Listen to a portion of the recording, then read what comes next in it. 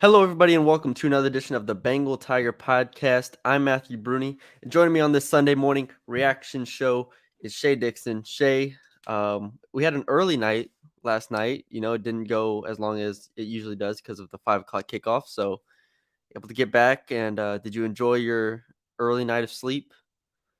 I still stayed up till like 2 o'clock reading the board You and always do that. I don't know watching why. replays, but it's usually 3 o'clock or later if it starts. Yeah, the 5 o'clock versus 6:30, clutch, clutch. Nice showing by the fans. A lot of people were texting me and being like, "Hey, I see on TV it doesn't look like a lot of people are there." It certainly wasn't a sellout. There was a lot of open space in the upper decks, but I will say, everyone who showed up seemed like they stayed till the end. It got loud in the second half, loud through the fourth quarter. So, Yeah. and traffic wasn't terrible getting home. They had it figured out this week. So, yes, Yeah. from the crowd perspective, from the campus perspective, it was buzzing, and traffic getting home, good to go. So I had no complaints Yeah. this time around compared to a week ago. Southern game, absolute mayhem. No, yeah, the traffic is the biggest thing, like we said. But yeah, for me, this is my eighth home game ever, so I'm still in awe whenever I see 100,000 people in there, even though it's not 110,000 people. And so obviously it's not full capacity wise. And I mean, I guess there were some spots, but it was like, to me, it's always amazing to get 100,000 people in there. Yeah, I bet they had 80 something thousand last night. I'd be curious what the It was, actual numbers yeah, it were. was announced 98, but you know how those things go. So, let's talk about the game because it's always fun talking about a game after a win. Everybody's in a good mood. The board's in a good mood. We get more social interaction out there. And early on, it looked like they weren't going to win this game, if I'm being honest. Down 13-0, the offense looked inept. The defense was okay in the first half, but still Mississippi State walked on the field early and kind of were able to impose themselves. But then the second half, everything flipped. LSU just dominates on the defensive side of the ball, which is I think where I would start if I was describing this game and why LSU won. But they outscored Mississippi State 24-3 in the second half and just really take control. They looked like the more conditioned team. They looked like the more talented team, and they looked, I would say, in the second half as the better coached team. So, where do you want to start when we start evaluating this game? Oh man, a lot to unpack there. I will say, well, one thing I want to touch on before it gets lost in the shuffle here on the podcast, conditioning, which you mentioned. Brian Kelly said after the first game, Florida State, that if there was like a silver lining or something positive to take away, they fought, but he thought they were really well conditioned into the fourth quarter. Now, a lot of people said, well, they didn't even try the first half, so they should have been, if you're being a nega tiger in any sense.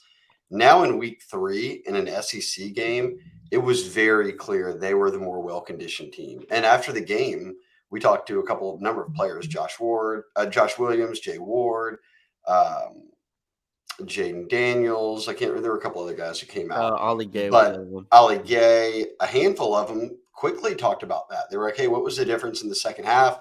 And they didn't turn right to execution, or they didn't turn right to play calling, or they didn't turn right to, "Hey, the offense stepped up," or whatever. They said, "Man, we felt like at halftime, we felt, hey, we're in great shape.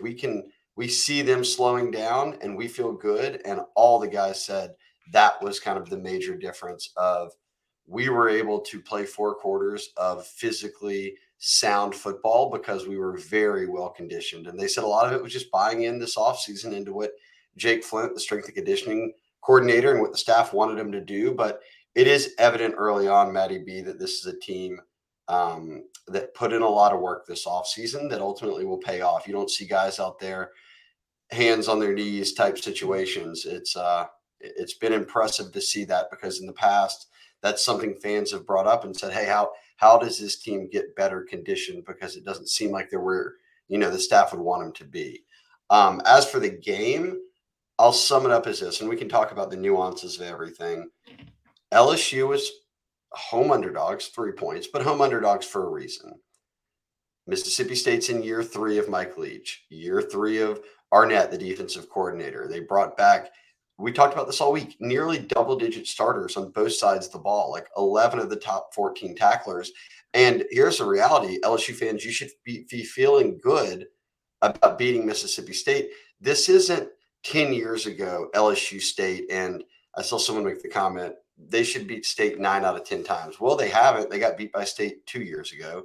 They won last year in Starkville, and they won tonight when they were home underdogs. Now, it's because Leach and that program are settled in. They are where Brian Kelly is trying to take this team, right? Build the foundation, get pieces in place, get coordinators in place, and settle into where year one's not going to be perfect. Year two probably won't be perfect, but by year three, you should really be competing at a high level. Yeah. That's where State is right now. And make no mistake about it. And I was saying, this isn't your old Mississippi State. State has NFL players on that team. Like they have some very good players on both sides of the ball.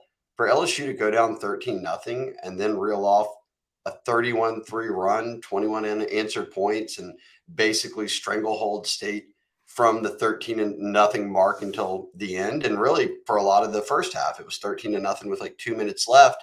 Even then, Matty B, LSU's defense was answering the call time and again. I mean, eventually the dam's going to break, right? That's what we said right before halftime of, well, yeah, it's 13-0 now. They've scored a couple of touchdowns. That's what's going to happen if your offense can't get it going. Well, the offense eventually got it going, and we see the results. So game balls from Brian Kelly. The team game ball, I guess, coaching game ball went to Matt House, the defensive coordinator.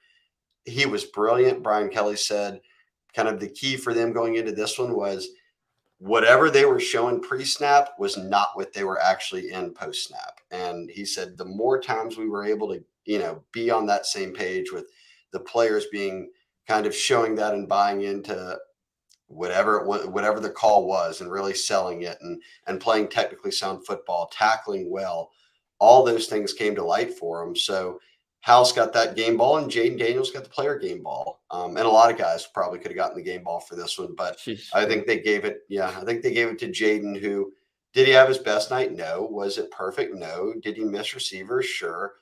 But what he did do is keep the drives alive a lot. Certainly made some throws in the second half. Him and Malik Neighbors were on the same page on a big drive that really sealed it. He took off and ran, a handful of times. He fumbled it once, but that's been his only turnover this year. And he showed some grit. I mean, it's clear that they view him as a guy on that side of the ball that gives them the best chance to win. And right now they're 2-1, and we're a point away, an extra point away from going to overtime and potentially being undefeated. So I like this was a really, really good win for LSU. And I know it's State, but that's just where you're at right now, LSU fans. You're trying to rebuild from a roster that had 39 scholarship guys when you got blown out by Kansas State in a bowl game. That's not where you want to be. You want to be back building towards something. And right now, we're witnessing that. I said it on the board, I said it in our articles. They'll win more games this year. They're going to lose more games this year. But what you want to see is them fight and them get better as time goes on, those two things. And those two things were on full display last night. Yeah, you can't overstate the conditioning aspect. People who watch a lot of college football know. I mean, you see players with hands on their knees in the fourth quarter. It's a lot of times at any level, even at the NFL level, conditioning comes into play. And so for them, in 2 games that they've played, the 2 FBS games they've played, for them to have been hitting their stride and to continue the level of play in the fourth quarter that they have been, I think it's huge. And that's something we have to consider moving forward. Is this might just be a team that wears you down physically and get to that point in the second half where, all right, now we're just clearly better than you against obviously teams of similar competition, which Mississippi State is. Like you said, I think Mississippi State coming in was a favorite for a reason. I said it. I wrote it in probably 3 of the pieces I wrote this week. There's a reason Mississippi State is favored. They deserve to be favored in this game. And I was picking LSU partially because of the home crowd, which I think playing at home helped. But at the end of the day, Jayden Daniels, I expected him to make some plays, and he did. And I want to talk about him in a bit. But I think defensively, if we stay on them for a second, you mentioned mixing up the looks and everything. I thought that was especially true on the fourth downs, because after the first initial converted fourth down for Mississippi State, they went 0 for 3. And I think on all of them, I believe they were all runs. I know at least 2 of them were. I don't remember the third one, but that they were runs. And I thought on all of them, they had the look to run the ball. Like on all of them, I looked at the front that LSU was in. I was like, that's kind of soft in a sense. Like I thought if there was just they could find a gap and run it, and then everything just collapsed. And you got to give credit to Matt House there. Like that's it. That is something. If you're an offense and you look at that front, and you're like, I think I can run the ball on that, and then it just evaporates. It's all gone, and they get the stop, and that's what really turned the game to me. Obviously, you have the muffed punt late, that really turned the game. That was probably the turning moment because before that, the LSU offense was kind of still stuck in mud, even though they were getting a little bit of momentum. But the fourth down stops were the reason why the defense was able to get off the field and be so effective and give the offense good field position a lot of times. So defensively, BJ Ojolari, Jay Ward, Jay Greg, Ward was awesome. I thought was pretty good. Mekhi Wingo, I'm gonna go back and watch the film, but Mekhi Wingo seemed like he was in the backfield a lot. So Yeah. all those guys, Baskerville, we knew would play a Baskerville, lot, played great. Harold Perkins played Harold great. Perkins. So, yeah, there's a lot of guys to give individual accolades to. I'll give you here's what sums it up, Matty B, and anybody listening. This is why LSU won the football game. And if you heard us talk about it on the podcast this week, this is where we said state will kill you. And it's where LSU wasn't good at so far this season. And You really, said we're it. talking, Give yourself credit. we're Pat yourself on talking, the back there, we're Shea. talking Florida State. Here's here's the third downs, 3 of 14 for Mississippi State on third downs. And Matthew, you mentioned the fourth downs, 1 for 4. So basically, if Mississippi State is considering and treating fourth downs like third downs pretty much, a combined 4 of 18 in those spots, which is awful if you're an offense, and which is really great if you're a defense. And it's not like State's an awful offense in those situations. LSU did a good job of preventing a lot of getting to third and manageable, or getting to third and a couple is what State loves to do. And as you see, they weren't able to do that at least 4 times. They had to get to fourth down and go for it on fourth and manageable or short or whatever it might have been. But the combined 4 of 18 on those downs swung this game. And we talked about Will Rogers. He was touching 80% completion percentage going into this one against Memphis and Arizona, who are Memphis is a solid team. Yeah, they're okay. And Arizona was on the road, right? Like Yeah, they're you go not out playing at west FCS school. Yeah. and have to win a big game. He was about an 80% passing both times. He goes over 40 attempts against LSU, 57% passer. So the defense in pretty much every department you can say, and we knew that State wanted to run the ball. Let's see. Nobody went over 50 yards. There were some nice averages on touches, 5 and 7 yards a carry. Yeah, and they broke the long one. Yeah, they broke the long one. There was a 37 and a 35-yard run, so that obviously was a bulk of 37 for 50 and 35 long run for 50. So 2 runs really were the bulk of what they got on the ground.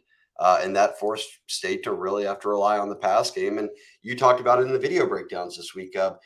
Will they be willing to take deep shots? They were kind of showing some of it, but Brian Kelly said after the game, look, we dug through it, and that's what we wanted them to do. We didn't think that they would really want to push it downfield as much as we forced them to. And because of that, LSU was able to come away with a pretty impressive defensive showing. 16 points against State is something to be proud of. So the defense, I can't give them any grade but an A, and I thought that everybody played well enough collectively as a unit to where I didn't look at 1 or 2 guys ever and say, like, dude, that guy's got to get off the field. Like, they were making the right subs. They were keeping the right guys on the field. There's going to be rotations, but we saw Baskerville and Harold Perkins play more than, they've played together so far this season.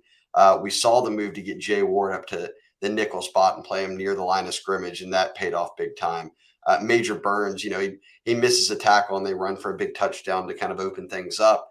And then he turns around and makes play after play. He got a big hit on a sack on fourth down that turned it over. So defensively, I loved it. I thought Matt House called a great game, and I thought we now got a glimpse into, hey, Matt House to DC is pretty good. This is what we saw at Kentucky when a very middle of the road SEC team that he was coordinator of was putting out top SEC defenses. And I think you can look at it and think a lot of it is because he was kind of scheming it up and calling the plays.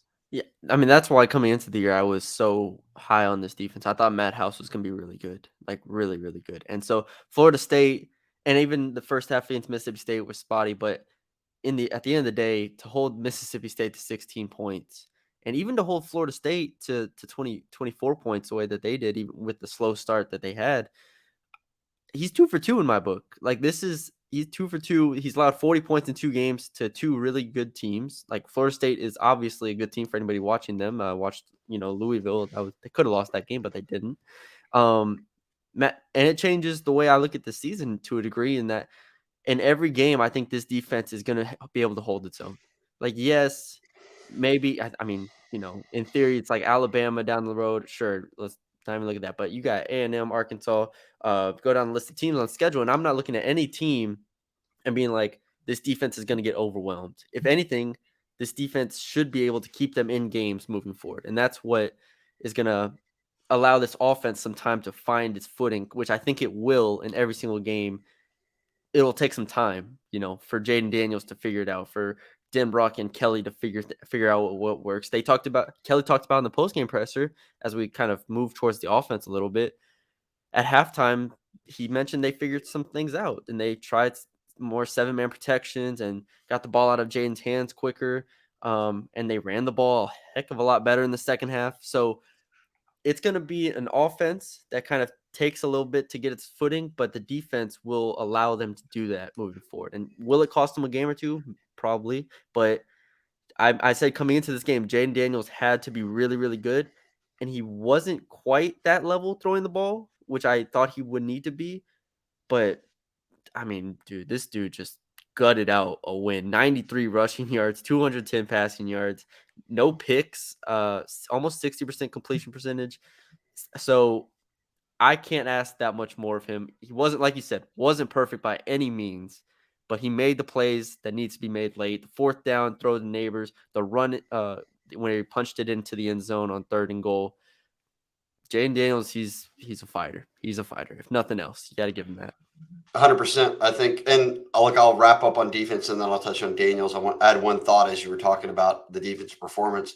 Think about it, Florida State. They muffed 2 punts and gave Florida State the ball really at the 10-yard line. Florida State didn't score on either of them. And at the end of the game, they went for it on one of them on 4th down. Sage Ryan made a nice play in the end zone. Florida State turns the ball over on downs. And then the one in the final minutes when Neighbors muffed it against Florida State, they get in there on the pitch play and they fumble it. Mekhi Wingo recovers a loose ball, and essentially LSU had gifted special teams had gifted them 2 possessions inside the 10. Florida State got no points out of it. Then you look at tonight in kind of similar spots, or Saturday night, I should say, and for the 4th downs, you only allow one of them to be converted. The 3rd downs, you give them nothing. Like when this defense gets into tight spots, they seem to be able to answer really well. So I've liked that. Daniels, man, anyone who's like knocking Jayden Daniels right now is so far off the mark. They would be 0-3 right now, probably, if they didn't have Jayden Daniels. I mean, let's be real. We've seen the alternative. We saw it in week 2 against the worst team that they'll play all year. It was not great. The backup situation was not great.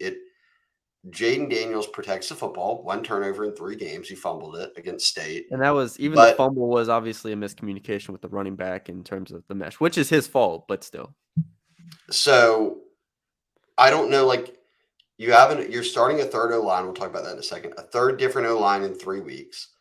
You don't really have a run game beyond Jayden. And you're trying to get all these different receivers, fed here, right? Like in every game, they've been spreading it out. I know Kayshon Boutte hasn't had his breakout game.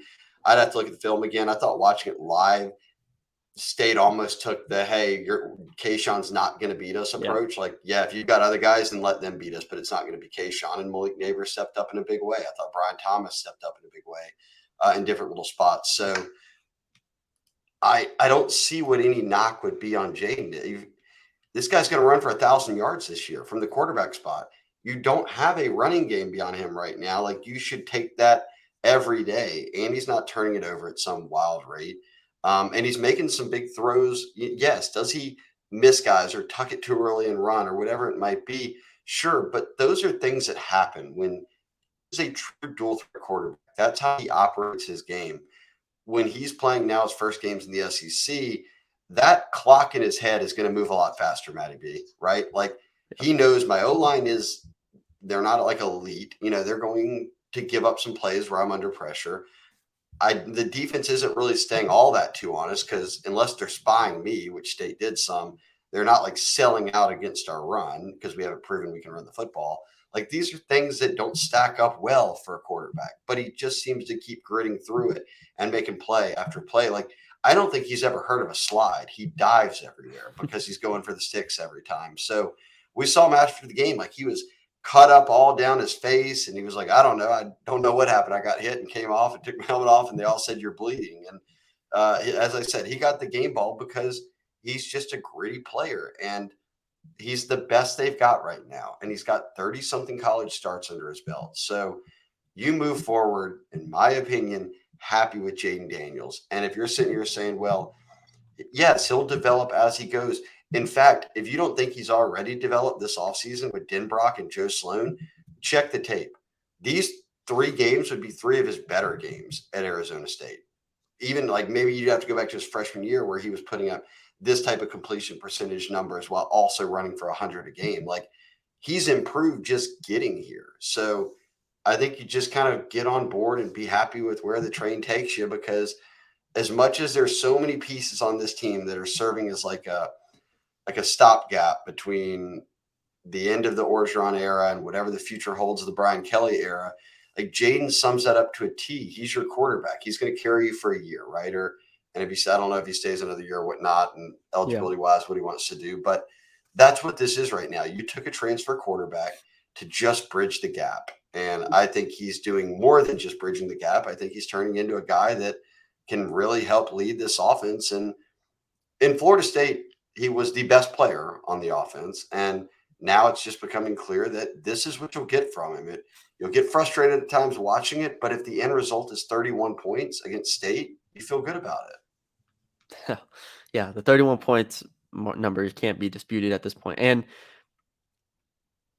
people have, and this is more of a general point, I feel like people have too high of expectations for college quarterbacks at times. Like, yes, you'd love to have Bryce Young, you'd love to have Caleb Williams, but pretty much everybody outside of those guys is like, at best, KJ Jefferson, a Hendon Hooker, guys like that. Maybe a Will Levis, even though I'm not high on him, but like that's the best case scenario, really, if you're not getting the Bryce Youngs. And eventually LSU will want to get those caliber of quarterbacks, yes, of course. But at this moment, in this transition year, I don't think you can ask anything more from this quarterback. Like, I was looking up Anthony Richardson stats from Florida. Remember coming into the year where Anthony Richardson was supposed to be the guy? Well, even after week 1, everyone said this guy's going to be in New York. Yeah. Well, I was looking at his season stats. They want him bench now. He's completing 53% of his passes, has 400 yards, 0 touchdowns, and 4 picks. Like Jayden Daniels is playing better than him, and Anthony Richardson was coming into the year as heralded as like a top 4 quarterback in the SEC. So it's like context matters at the end of the day. Is he going to be the number 1 quarterback in the SEC? No, but I think he definitely could be a top 5 or 6 quarterback in the SEC, and that could give you a chance to win a lot of games if he keeps playing at this level. So, yeah, I had no problem with Jayden Daniels. Like I said, he kind of is the offense at the end of the day, and he's put up 31 points on them. So it was also good to shout out Armani Goodwin, shout out Malik Neighbors. Hey, Armani Goodwin put the game away on that run. I mean, that was the knockout punch. And you've been waiting for that one big run this year, and boy, what a crucial time for it to come. Yeah, we've always said he's fast, right? That's never been the knock on him. Armani Goodwin can move, that's for sure. Josh Williams had one rush for 7 yards, which was the touchdown, but he was on the field a decent amount. That was a great run. 4 catches, great run. You already mentioned Kayshawn. Yeah, look, I broke down. I broke down, if people didn't catch it, my 10 takeaways after the game. We've hit on a lot of these already: offense, defense. We both agree this team can fight, and that's one thing we'll see. We saw it second half of Florida State. We saw it on full display in week 2 against Southern. I mean, they came right out of the gates in all 3 phases and handled business. And then we saw it in this one. I mean, down 13-0 with 2 minutes until half. The offense sandwiches 10 points kind of right at the end of half and right after half, and then went on scoring drive. Maybe there was a punt, then scoring drive. So there was a true answer for the offense, I thought. We've talked about that. We talked about conditioning. We're talking about offense right now. I do want to give a shout out to Malik Neighbors. Man, I think that kid's he's going to continue to have a big year, especially if teams are putting more of an emphasis on Kayshawn. And I think, Maddie B, that we saw the Malik Neighbors show on full display when they needed to put it away at the end. And I guess this was the Josh Williams touchdown drive, but they had 4 third downs in a row, and all 4 of them were pass plays to Malik. They had a couple of kind of quick out routes with him where he caught the ball and got across the sticks. And then obviously they found him one-on-one, and Jayden went deep to him and he made a really good play and pulled it down. So this team's got tons of talent at receiver. We've known that. And we've all been high. Everybody listening was high on Malik Neighbors because they saw what he did last year as a true freshman towards the end of the year when he got into games. And he's picked up right where he left off. So I've loved Neighbors.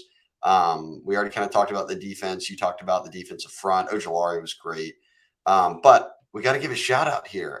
And LSU put out this stat.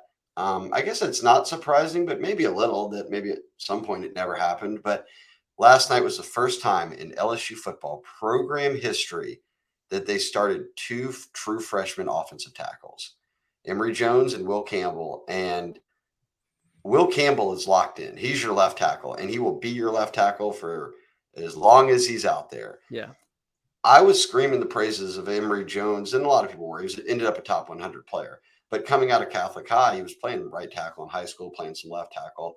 We all thought he'd be a guard, but no matter what, it was very clear, like LSU doesn't often sign a 1-2 punch like Campbell and Emory Jones. And when Campbell got in right away and started, everyone said, well, when does Emory get his chance? And he got that chance last night. Anthony Bradford suspended for violation of team rules, it appears. He was there. He wasn't hurt.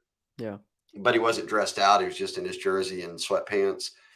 So they gave Emory Jones the chance, moved him to right tackle off the bench. And Matty B, was it perfect? No. I mean, there were some missteps, but there were some really bright spots. Hell, on special teams, he probably made the best play of the night, tackled a guy in the open field on a punt return that could have gone for a touchdown had he not done it. Yeah. So, boy, you look moving forward. If these 2 guys are already starting 3 weeks into their college careers, you got a lot of starts ahead of those guys. And in terms of O-line development or where you can go with that group, if I'm an LSU fan, that's probably a top 3 thing I'm most excited about after the game is, hey, man, these 2 true freshmen that everybody said were good are now in the game and already on that track of development and getting very much a head start to where most guys would be as freshmen 3 weeks of a college career. So shout out.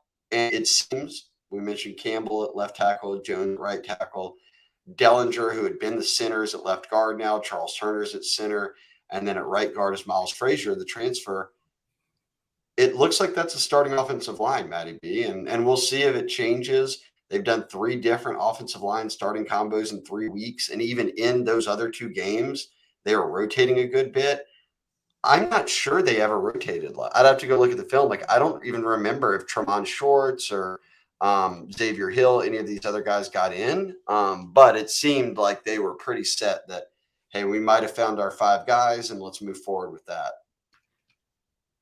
Yeah, I was really interested by the move. Obviously, looking ahead, I don't know. I think Emory Jones played better than Anthony Bradford just off of obviously watching it live. Like, I'll go back and watch the tape and everything, but it didn't feel like it was a huge drop off. Emory allowed, I think, 1 sack on the night, but other than that, I thought he was really solid. Starting 2 true freshman tackles, I think no matter how good they are, I think speaks to where this program is right now as far as building from the ground up, like literally from the ground up, because it doesn't matter what level you are. If you are starting 2 true freshman tackles, that means you don't have a sophomore, a junior, a senior, a 5th-year senior that has been developed in the system. Obviously, this is Brad Davis' 2nd year. This is Coach Kelly's 1st year. This is Denbrock's 1st year. So, yes, they are starting from ground zero. But when I saw that, it's just kind of set in. Like, this is really, you have freshman, sophomore, redshirt sophomore, and junior at center. And that is probably, I mean, somebody's got to look it up, but it has to be one of the youngest LSU offensive lines ever. Like that is just absurdly young for an SEC offensive line, and that speaks to them really having to develop this room, really having to build this room. And so, yes, I'm very excited for the future with those two starting potentially for the next 3-4 years together. But wow, that is it. That hit me. That hit me yesterday. I was like, dang, this team is young. This offensive line is young.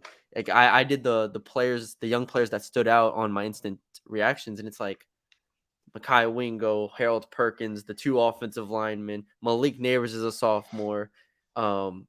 And it's you just go down the list. And so Armani Goodwin's a sophomore. So yeah, that was very staggering to me. But I thought they played well, and hopefully, if they can be this good for the remainder of the season, then I mean, why not? Why not them? All right, let's we'll do two more things because Okay. I want to end on a positive. And there were a lot of positives when you beat State 31-16, and I'll rehash kind of my final thoughts there in a second of why LSU fans should feel good. But I guess I can pull out the notes here, but I really don't even need to because we saw it, Matty Glasses B. on. Get the glasses on. I had this written down in here but I've they're gonna have to get something figured out on special teams, right? Oh yeah. It was if it's not something, it's something else. Like week one, it's you can't catch punts and you can't block extra points.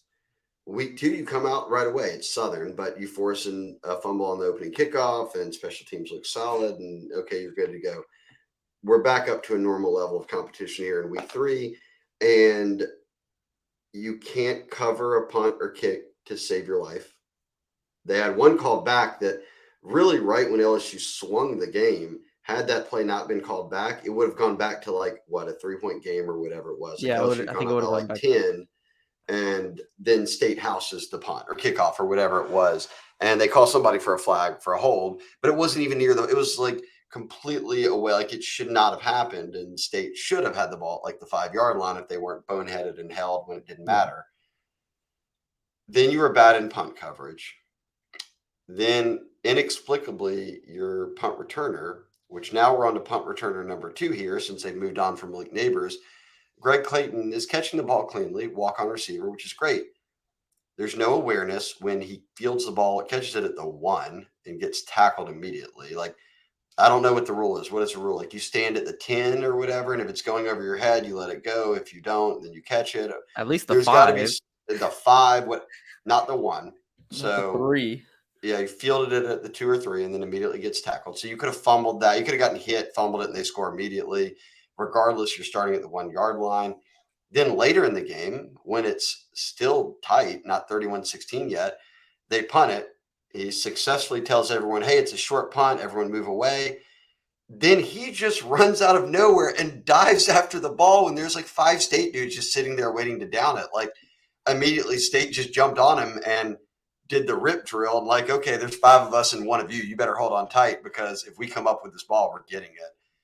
It's like I said, if it's not one thing, it's another. And I don't get it. Like they've got a seasoned coach coaching special teams.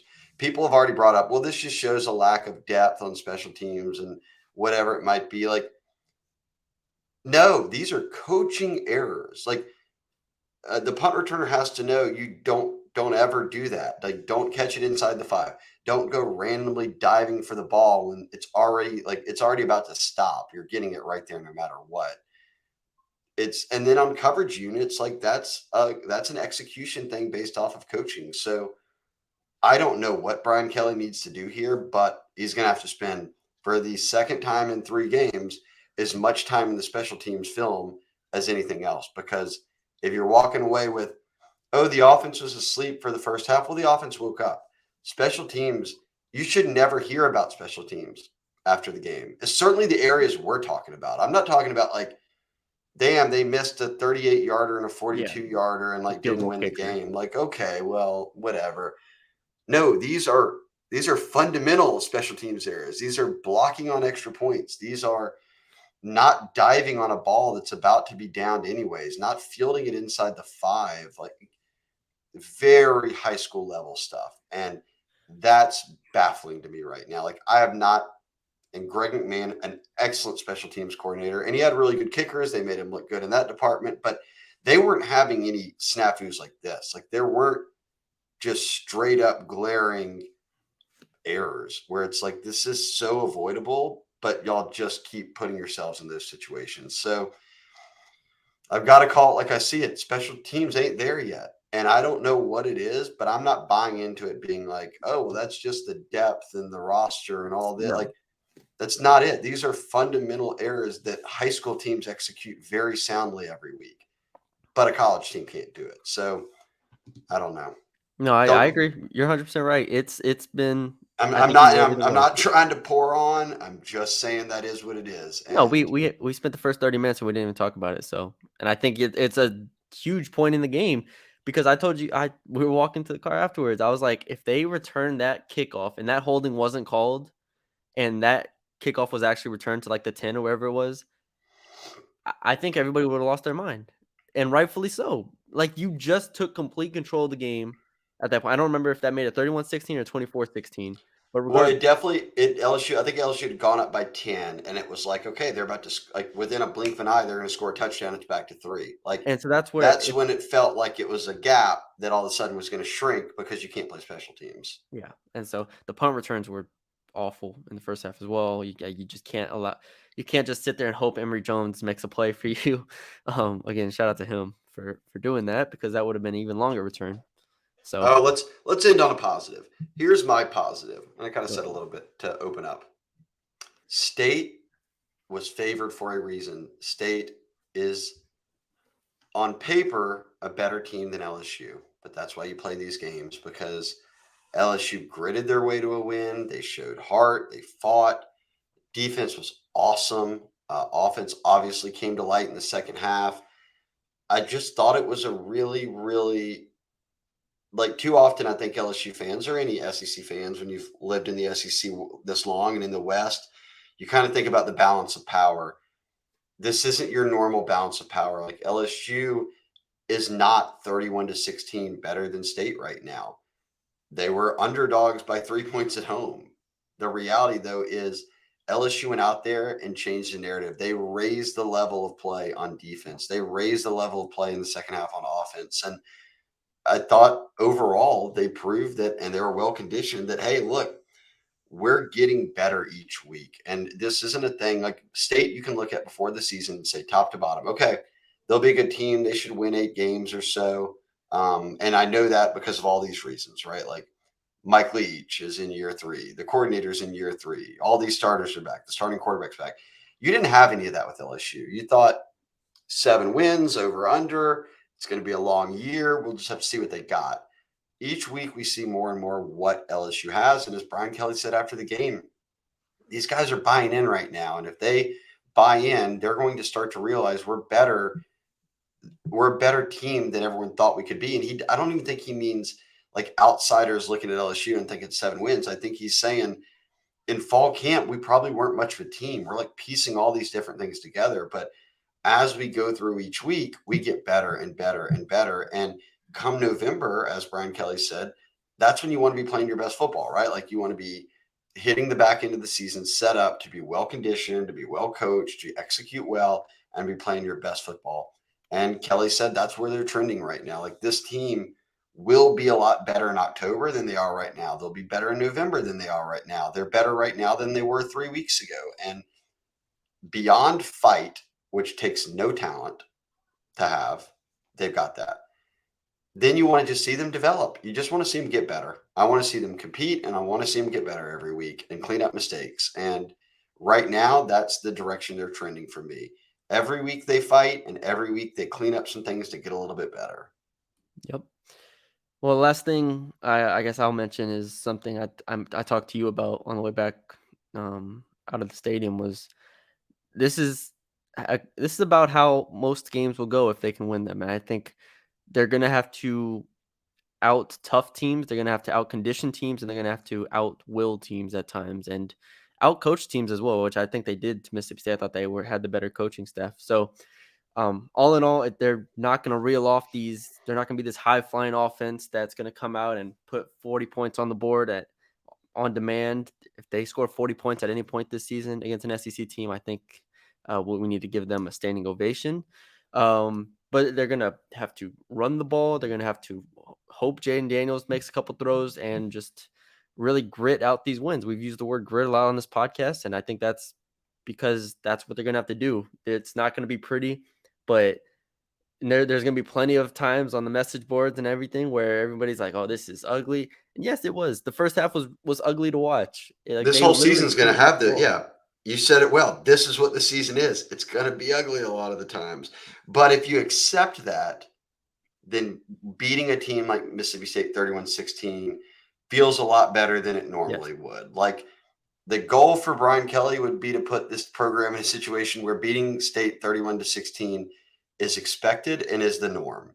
Yeah. That ain't right now. So if they're doing that right now, and you're a fan who's taking everything in and understanding what you just said, Matty B, that it's going to be ugly, then this feels great. This is a Yep. big win, and it is a big win. Yep. So embrace it. Embrace it. That's I think the motto for today for me is embrace this win, because they got New Mexico next, and then you got Auburn. You hope you can beat Auburn, who doesn't look very good right now. So if you win But we this, said that before the season. We're not changing our tone here. We said if there's one team on the schedule that should be a gimme win in the SEC, it's Auburn. Like, yeah, Auburn is not good this year. yeah. They're very bad. Yeah. So I was a blocked field goal away from being right on my 5-0 prediction if they win the next two games. I'm not going to pin them in yet, but if they win the next two games, they're 4-1, and then you get into the meat and potatoes of your schedule. Then you really, really have to buckle down. But I'm glad they got, this first 5 games as their slate, where they are tested week 1, where they are tested week 3, and then you get into you ease into SEC play a little bit, so to speak, with these non-conference games surrounding it. So as you look towards the future, yes, the back half of the schedule is going to be it's going to be a battle every single day, but uh, what we learn about this team through 5 games, I think, will help us manage our expectations and moving forward. Even if they're 4-1, it's not going to be, like I said, they're not going to walk off the bus and score 40. They're not going to be this high flying offense. They're not going to be this defense that forces 5 turnovers in a game. They're going to bend, don't break. They're going to make key 4th down stops. They're going to get off the field on 3rd downs. And at the end of the day, you can't ask for anything more from this team. So, in what we considered to be a rebuild year, they beat a team in year 3. I know it's Mississippi State, but damn it, that's impressive. So, 100%. all right, let's wrap it up. Obviously, we don't have anything else to do on this Sunday morning where we spent 42 minutes talking about this win, but it was deserved because this was a very good win. About to watch the Saints, cuz. Let's go. Ooh, let's go. Who Let's dat? go. But all right, we thank y'all for joining us. If you're listening on the podcast side, leave a 5-star rating and review wherever you're listening. I just check in the Spotify numbers; those are continuing to go up as far as ratings go. So continue to leave us those 5 stars over there. If you're watching on the podcast side, leave us a like, share it with your friends, subscribe, leave a comment, let us know what you think below. We appreciate all the support. Become a subscriber to the Bengal Tiger for $1. $1. We're still doing it. $1 for a whole year. All the content, all the recruiting scoops from Billy and Shea, all the team stuff, the film breakdowns, everything y'all need is on there. So we appreciate y'all for joining us. For Shea Dixon, I'm Matthew Brune, and we'll talk to y'all later.